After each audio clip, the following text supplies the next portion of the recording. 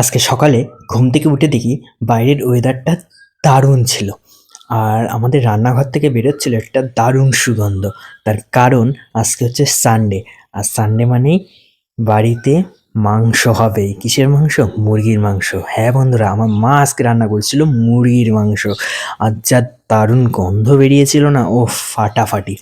তারপর মাকে আমি একটু ভিডিওর মধ্যে নিয়ে নিলাম আর মাকে শেষ পর্যন্ত মুখ ভাঙিয়ে দিলাম আমি।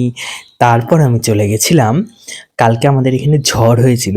আর ঝড়ে আমাদের এখানে প্রায় 30 বিঘা জমির ওপর যে আমবাগান রয়েছে, সেই আমবাগানে প্রচুর আম পড়েছিল।